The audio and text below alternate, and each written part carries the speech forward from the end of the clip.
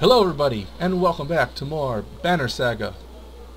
We are here at camp. We were just looking at our two new individuals. Onef and Akil, who I thought I put Onef in the party.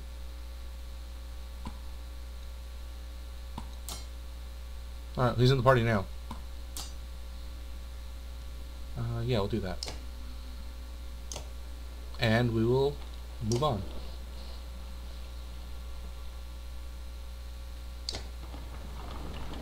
Those birds are ominous.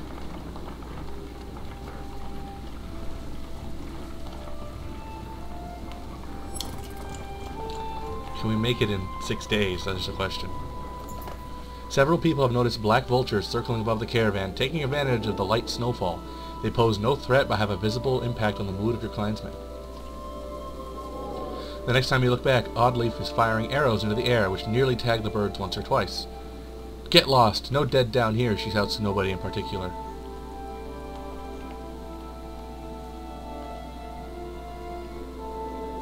I will let her get out some aggression. After a couple more shots, she manages to tag one of the vultures, which falls out of the sky. She recovers it, laughing to herself, and comes to show you the black feathers. You know, a lot of these women, they could do this. You can tell from the look in her eyes she's excited about the idea. I think I'm going to start training them how to fight.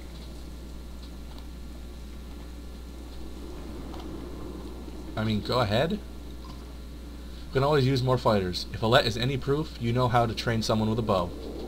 She gives you a smile and heads off to some of the women in the caravan, showing them the vulture she shot down. I feel like that's just going to kill my clansmen, but we'll see.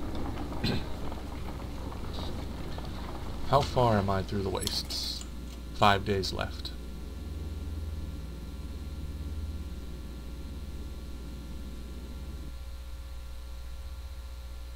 I had made it pretty good progress last time I looked. Oh yeah, we're almost there. Cool. Quit. Onward. I wouldn't be surprised if this was the end of the wastes. An old man sits astride an overgrown portion of the trail. "You lost?" you ask. He adjusts the leather strap on his head and says, "No. Are you?" He jumps up and shuffles towards the caravan, his tattered clothes revealing no weapons. "Well, I've seen better," the old man says, peering into the supply wagons, "but I'll join you." He stands next to a fighter, throws his beard over his shoulder, and puffs up his chest. The fighter grins and the stranger exhales, asking, "What are we waiting for? Lead the way!" You're welcome to join if you can keep pace. Keep pace? The old man puffs into his mustache. Through his mustache. "No fleeter than old Unar. And husbands, mind your wives. I'm cursed with a golden tongue, not silver." The caravan enjoys a good laugh as they start moving again. I can see trees. We made it. And no one died. Yet.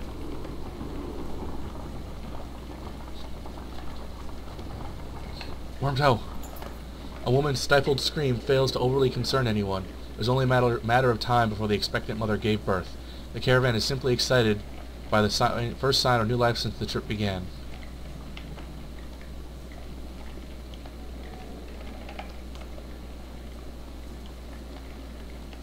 I would like this, but I don't want to wait.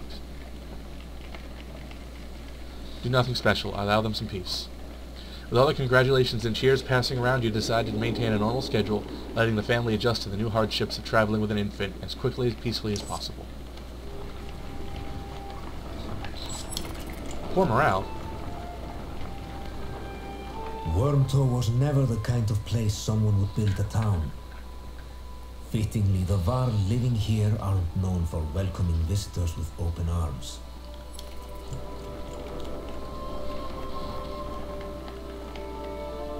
Probably because I didn't stop and rest them. I don't know.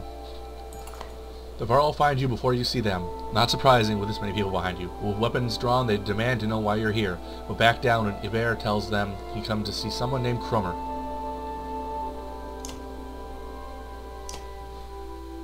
Well, I'll be damned. Krummer. It's been a long time. Yeah, so what brings Ingvar to Wormtoe with his very own village of humans? Bad news. Dredger coming down from the north. We barely made it this far. That is dire news. Come on, we have food. We'll discuss more in the meat house. He's gonna stab himself in the eye. Oh, well, he doesn't use that eye anyway. As you follow the old Varl into their meager town, you catch him quietly saying, "If it were anyone else." I've talked with the warriors here. I'll be honest with you, half want to go north and find out what's happened at Blotzbalkir. Some think we should go to Grofheim instead. Well, we know about Grofheim at this point. None of them are happy you're here. What do you think? If I had it my way, I'd stay here and let the dredge come. But you made this a problem, didn't you? We can't feed this many people for long, even if they don't eat much. This is a Varl town. Most of us take care of ourselves. You've got women, children. We could pitch in and make this place livable. It doesn't work like that. These Varl are here to get away from civilization, not make one. It's Crummer's call. It won't be long before the dredge are here too. No, it won't. If there's one thing we should do, it's tell Jorandr what's going on. Who's Jorandr? Varl King. Well, closest one we have. Ingvar, where'd you find these people? Stay here and rest. But once the oars are ready to go, we do. I'm going out to see off those who want to head north. But I'll join you to Grofheim. More travel? No, we've already come so far. Stop the pouting, girlie. Even if Jorandr won't listen to a tired old Varl like me, I have a feeling they'll pay attention to your friend Ingvar here. They'll listen to Ivar? Ha! He hasn't told you, has he? Of course not. Do what you need to do, but don't be long. Ooh, he's important. Hi there. Just take it easy for a while. People are noticing. Oh, they've noticed, have they? We're on the edge of dying daily and you want me to take it easy? Gods, I should be plowing twice as many fields. Do you understand? Don't get us thrown out of this caravan, Mogan. It's not just you who suffers. Right, so you get married. Have kids? Now we're supposed to settle down too? Yeah, what happened to... The two brothers clam up as you approach. That's right, I've got a kid to take care of. Cool your head, Mogan. Hogan departs, leaving Mogan looking awkward. Rook, what brings you around? I just heard yelling and came to check it out. You come running every time you hear yelling? Must be why you look so tired. Look, it's not secret. I like women, Rook. They like me. They like the scar. Ha, forget it. Listen, all this death? Every night half the caravan cries itself to sleep. Pathetic. Come on, Rook, be honest. This is good living.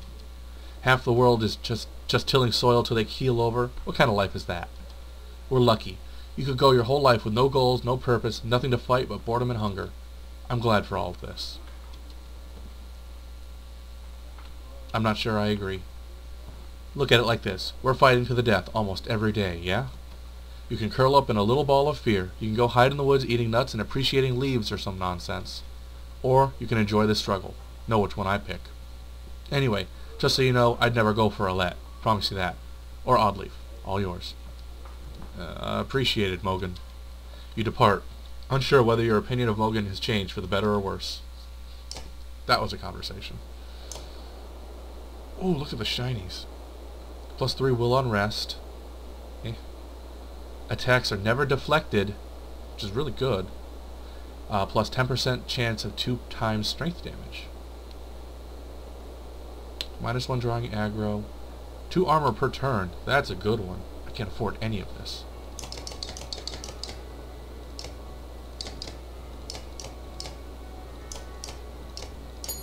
Supplies are more important. Crummer, can you spare a moment? Mostly no, but I'll try. I never had a moment to thank you for your hospitality. Consider it done, then. So who is Ingvar? Ha! I'm not surprised he never told you. I'm just surprised he can stand being around anyone at all. Your friend was one of us, long ago. I mean, the dredge-bashing type. He was called Ingvar, then. You want to know why he changed his name? Best ask him yourself. I'm too old to peddle and gossip. Stories I don't want to listen to. How did you get all the Varl to follow you? Respect, young one. After the Second Great War, wasn't much left for me to do, so I started training other Varl to fight. Got tired of that. Made a place in Wormtoe. They still come calling, even with no wars to speak of. Seems like that might be changing, though, don't it? Any wisdom on fighting dredge? Depends how much you know. They're all armor. Tap them hard enough and it'll shatter. Line up a whole row of slag and they'll explode on each other all the way down. You get in a big brawl, half your time is spent setting them up for it. And if you see one bang his axe like a tuning fork, try to kill him quick. Sometimes the slag he'll calling won't even show up. I best leave you to your business. I suppose you should. Take care, friend of Ingvar. There's some things we don't know here. Take a day of rest. And I guess we'll leave. Where are we going? Oh, we're going to... Grofheim's quite a few days out, says Krummer. But nothing's worse than crossing the wastes, I imagine. If there's anywhere you might feel safe from Dredge, it's there. You steel yourself for another long march, and half the town of Wormtoe joins you. 62 varl. And supplies. Yay.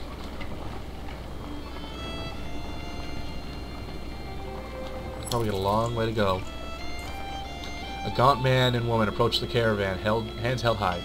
A word, friends. We're poor farmers. Down on our luck. The woman hits him and says, We're outlaws, plain and simple. 10 of us and we'll help you in a fight for some food up front.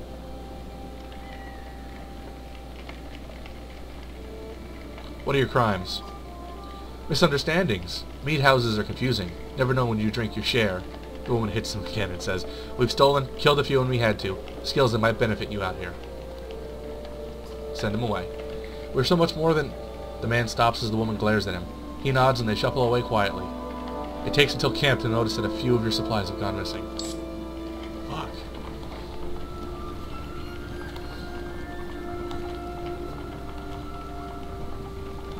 Stupid friggin'... Bah.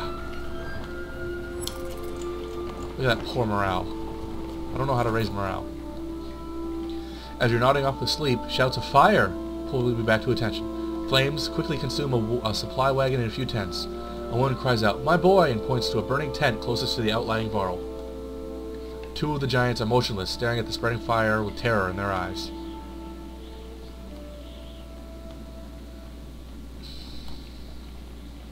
Do it. Wrapping your cloak around you, the smoke, flames, and tent become a blur as you grab the boy and slice through the back with your hunting knife. You meet the ashamed look of the older varl while the crowd cheers on your heroic act. Unfortunately, the supply wagon didn't make it. Ow! No! What in the depths was that about? Something about the fire, Oddleif tells you. I've heard of this before. They don't like it. Doesn't change what happens, you think to yourself. Shit. I have no food.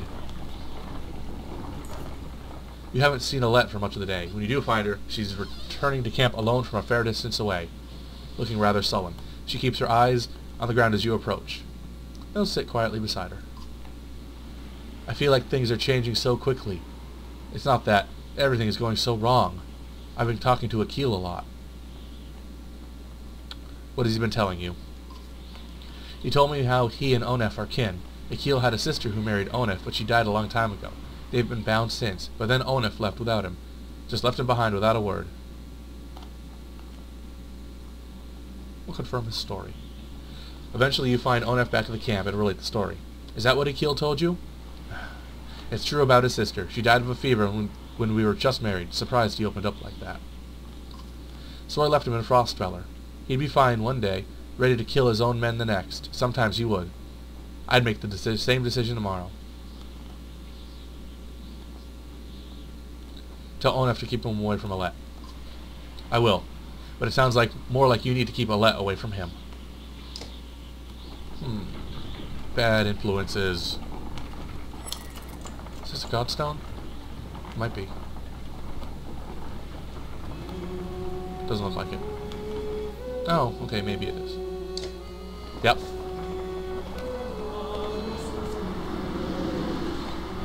Alright, I got the new dredge follower.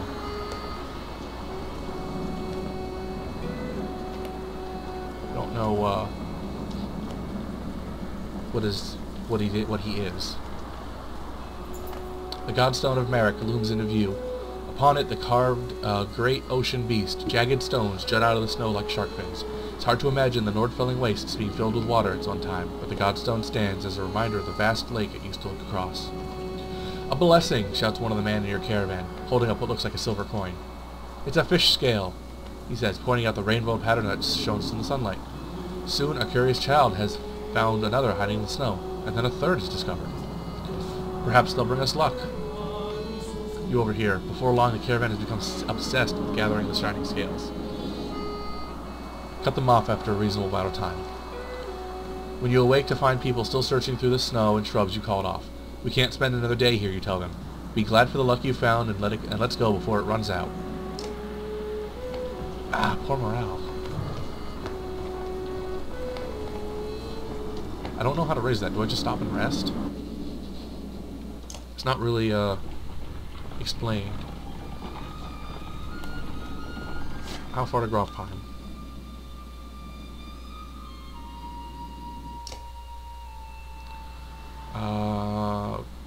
Probably like 4 days, 5 days. People are gonna starve. Oddleaf calls you over and grinning. A row of women holding bows, differing of age and experience, line up before a row of trees in the distance. They fire, doing an impressive job of hitting the trunks. I think they're ready to fill some dredge with feathers. One woman still hasn't shot her arrow. She stands perfectly still, the others watch. Just as the winds shift, she lets go, and her arrow flies not into one of the trees, but a snow rabbit that had scurried from underneath. Dinner, she says, smiling. A group of men from the caravan approach. Listen here, says one. Practice all you want, but my wife isn't fighting dredge. The other men agree in chorus. We don't want to see a battlefield full of dead wives and daughters. I'll stand by the women. The men argue their point, but eventually relent. Thanks, said Oddleaf, but to be honest, it was harder than I expected. But the more people who can hold their own, the better. The woman returned to camp, not just as clansmen, but as fighters. Oh, okay.